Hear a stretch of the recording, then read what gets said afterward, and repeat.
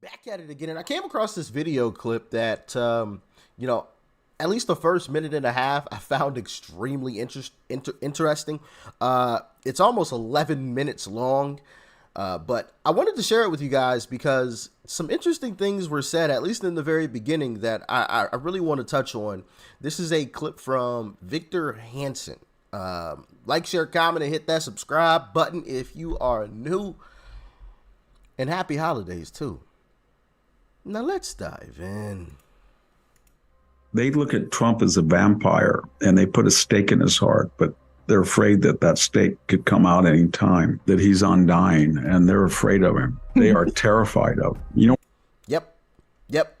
That's one of the parts that I was like, wow, yeah, that is a great comparison. You know, a vampire that they put a stake in the heart and they thought it was over. And and did any of you used to watch wrestling?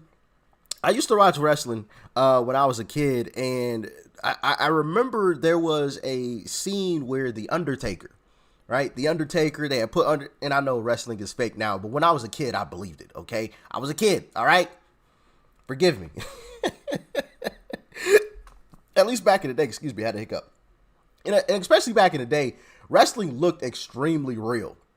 Extremely real. Slamming on thumbtacks. You had the blood gushing, the chairs. Oh, man, it was crazy. It was crazy. So, of course, as a kid, I used to love it. But, excuse me. But when I was a kid, there was a match where The Undertaker was in a casket. And he was allegedly dead. And then he rose up. Like, literally was just laying there. And then he sat straight up. That's what I envision, like Trump. Like they thought Trump was gone. He was dead. He was cooked in a casket. Close it up, and Trump sat up and opened his eyes. And then they said, "Oh, shnikes," you know. All of a sudden, that's word. We've got a problem. Right, and that's kind of what I envisioned when he said, you know, they put the stake in their heart. They thought it was over, and it wasn't. Right, but let's continue. Why they're terrified of him? Because they think he's smarter this time, and he has just cause to really get angry because of what they did to him. They can write all of the Atlantic Monthly, and they can write all the New Yorker clever, glib little essays about Donald Trump was a threat to democracy, or they can write all their little Molly Ball Time essays, how clever and brilliant they were with their cabals and their conspiracies to get rid of him. But deep down inside, they know. The secret history of the shadow campaign that saved the 2020 election. That's why the participants want the secret history of the 2020 election told, even though it sounds like a paranoid fever dream, a well-funded cabal of powerful people ranging across industries and ideologies working together behind the scenes to influence perceptions, change rules and laws, and steer media coverage and control the flow of information. They were not rigging the election, they were fortifying it, and they believe the public needs to understand the system's fragility in order to ensure that democracy in America endures. Interesting. I might try to look up this article right here and read it in full. That if the right ever did that to Barack Obama or Joe Biden, they could have really made something out of the fact that Barack Obama had a hot mic expose where he told the president of Russia, you tell Vladimir that I will be flexible on missile defense. That's the security of the United States of America if he gives me space in my last election. And Putin did do that. That's an impeachable offense if a phone call to Ukraine is. So they didn't understand. Is that true? Because when I first heard it, like I said, I listened to about a minute and a half, 2 minutes. It was a little less than 2 minutes of this clip already. So all of this I've already seen. But I did just a quick search right before I started the video to see if I could find the clip of Obama saying this, and I couldn't find it. I saw some people talking about it, but I couldn't find the actual clip. Is there a clip? Where'd this information come from? Let me know in the comment section if you know. Like I said, I could do some more digging after the video, but I just did like a quick search, you know, literally search for like 30 seconds and, you know, started the video. But yeah, let me know in the comment section. Is that true? Talk to me. And that the right could have done that to them. And they understand now the right probably will do that to them for their own survival. And they are scared. They're saying if a MAGA candidate wins and they win the House and the Senate, we're cooked, because they're going to get special prosecutors and they're going to go after the Biden family like they've never gone after anybody. And they're going to find stuff because we know Joe is crooked. And then they're going to go after Merrick Garland, and they're going to go after Mayorkas, and they're not going to stop. And that's why they're scared. And they're going to do everybody thinks that the danger passed, they got what they wanted. No. You're never going to see anything like what they're going to do in 2024. I agree with that 100%. And I've said that in several videos now. You guys have heard me say that. And I'm new to politics, but I think it's obvious.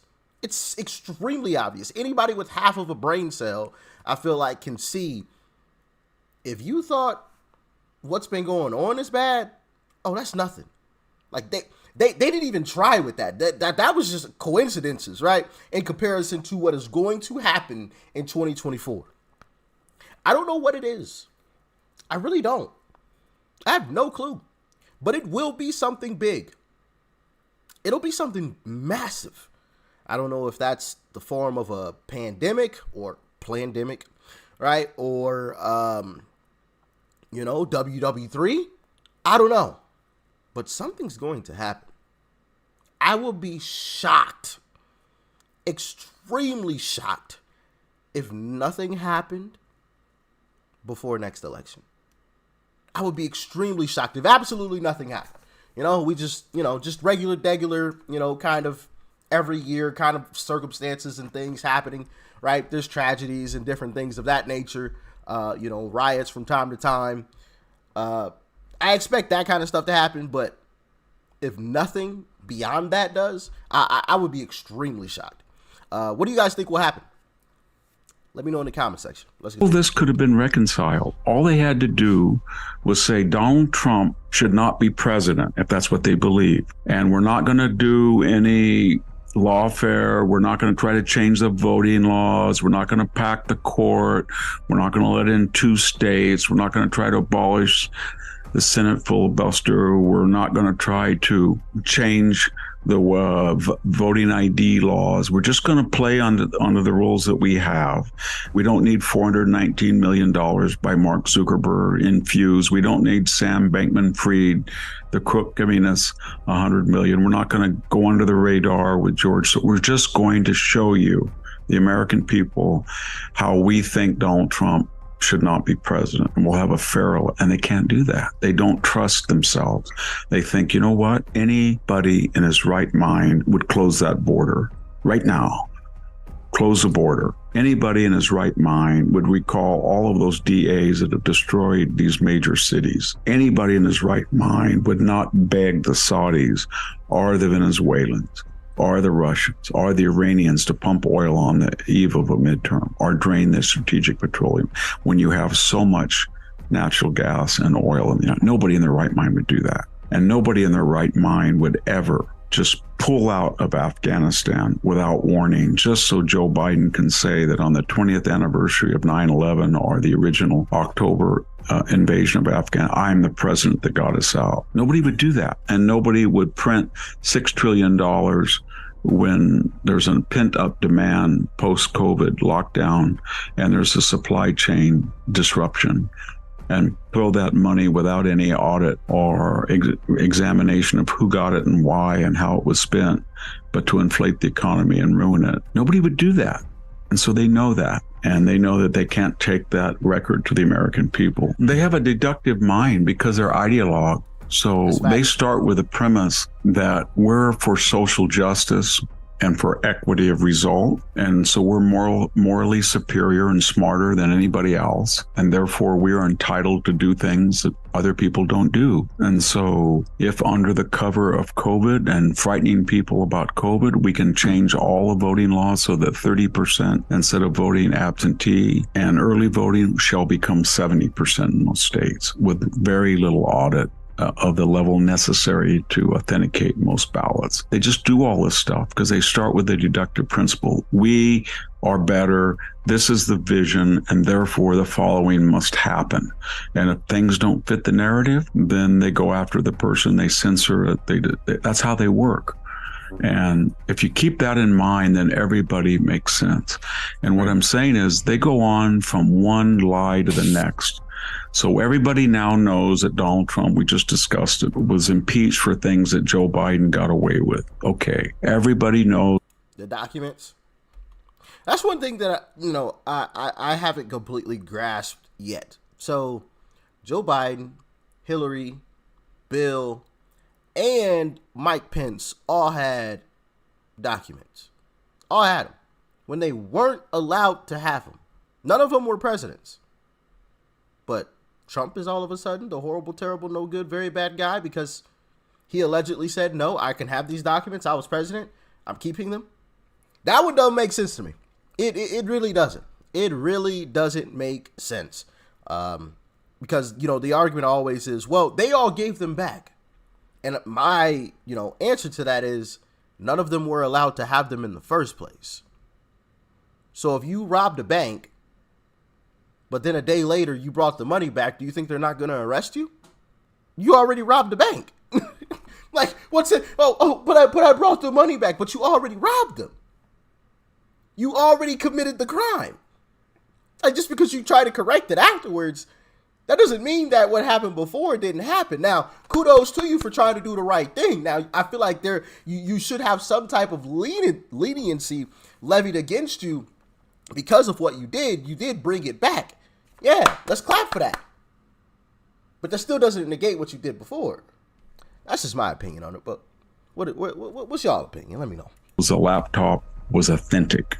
Everybody knows that now. Everybody knows that it would have made a big difference on that debate when Donald Trump said it was, and Joe Biden said, no, 51 authorities. Everybody knew that Daschenko and Charles, or whatever his name, Dolan, and Christopher Steele were frauds, and especially Glenn Simpson, and that Hillary Clinton took over an old Never-Trumper file, inflated it with $1 million, got the FBI on it to hire Christopher Steele as a consultant informant, hid her so-called legal expenses, and she was fined and cited for that violation through Perkins Coie, Fusion GPS, DNC, and that file was fraudulent. It was made up. I said that from the first time I saw it. Everything in it was false, and yet we wasted 22 months and $40 million to know what was obvious. No apology. In fact, not only no apologies, they got Pulitzer Prize winners, some of the reporters. Every time they give these monstrous lies, there's no apologies. They just and why should they? Because in their way, they're just narratives. They're postmodern Foucauldian, Lacan, Derrida narratives. They were useful. So that's what they look back. Well, they were useful at the time because when we went through the Mueller investigation, when we went through the laptop, we crippled Donald Trump, and therefore we were able to stop him. We had Anonymous. He was burrowed deep into the Homeland Security. He was a minor official, but we said he was one of the major operatives in the Trump administration. We lied. And then we printed his op-ed because it did what it was supposed to do. It weakened this right-wing agenda, so they think. And we got Admiral McRaven, and he came in and wrote an op-ed and said Trump should leave, the sooner the better. And then we got all of the 4 stars, McCaffrey, McChrystal, all of them, to say that Trump was Hitler, that he was Mussolini, that he was a liar, that he was danger. We got Mark Milley to call the Chinese. We did all of this. And yes, we do not want this to be done to us. If right now a retired 4-star general says that Joe Biden is senile, or he's dangerous, or the Afghanistan is a disaster, and he should be removed sooner or later, or his weaponization of the DOJ or the FBI is Mussolini-like, or his hounding of individual people at school boards, or the way he conducted the Mar-a-Lago raid is remnant of, it's Nazi-like. And I'm just quoting from what they've said. You know what's going to happen to those people? You're going to get Merrick Garland to call up the Pentagon, and they're all going to be slapped with a Code 88 Uniform Code of Military Justice, and they're going to be court-martialed for disparaging the commander-in-chief. Trust me, they would in 2 seconds, and that's not going to happen. First, they're not going to say anything because they're not equally going to apply their standards of correct behavior on the part of the. And second of all, they're going to say something with Donald Trump because they know that the media and the Pentagon are not going to do anything to them. Now, oh man. One thing that I've come to discover along this journey is this: when you have everyone agreeing and nobody saying the opposite thing, that's alarming to me. That's alarming. Like, so you mean to tell me they all have the same thoughts and ideas when it comes to this entire situation with Trump and Biden? They all agree. Nobody amongst them says, no, I actually like this guy over here. I think you guys are full of it. Nobody. It's like obvious to me, in my opinion, right? In my personal opinion, it's obvious what is happening. It is obvious that either they're being paid or they're being told, hey, this is what you need to say. If you say the other thing, then what he said there would happen, right? It's obvious because I go back to this quote. I don't remember where it came from or even where I saw it, but it said that if everyone in a room agrees, then someone is lying, right? And that always resonates. Well, that resonates now because, we're all individuals. We all have our own thoughts and ideas. And yeah, sometimes we may agree. Hell, I've disagreed with you guys from time to time, right? And you guys have disagreed with me. And that's fine. It's not the end of the world. Like, we should be disagreeing on certain things and agreeing on, I feel like we agree on most things, 95, 98% of things, right? But from time to time, we are going to disagree because we are individuals. So when you have an entire group of individuals who are all, in the same room or in the same circle of each other and they're all agreeing, that's a head scratcher to me. Like, that lets me know something is happening behind the scenes that we aren't aware of. It's obvious to me. It's obvious. Unfortunately, there's a lot of Americans who that isn't obvious to, and they say, oh, well, look, see, they all agreed. They all said, hey, Trump's a bad guy. See, they all said it. And I'm like, isn't that alarming to you? Like, they all said the same thing? The same exact thing. I don't know, man. What do y'all think? What do y'all think? But we'll end that there. Y'all let me know what you thought about this one in the comment section below. Definitely some interesting stuff there. From top to bottom, really. I tried to sit back and not pause it too much, right? Because there's like a million things that I could have paused it on and talked about and discussed with you guys, about each and every little tidbit there.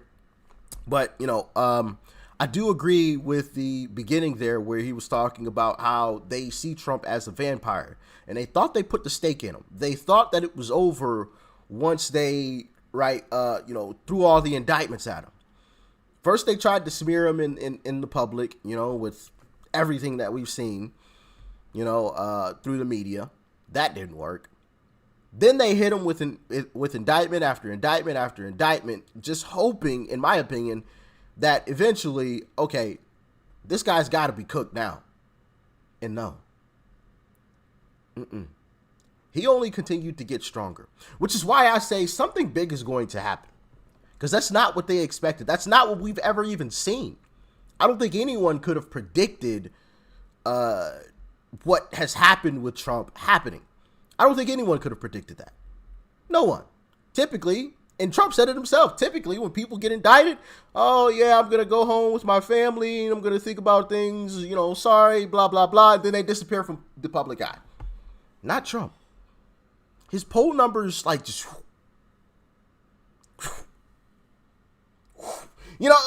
every single indictment, they've only gone higher. And so, what do? And like I said, I always try to put myself in their shoes and try to see it from their perspective. Oh, and best believe me, if I'm them, I'm stopping at nothing.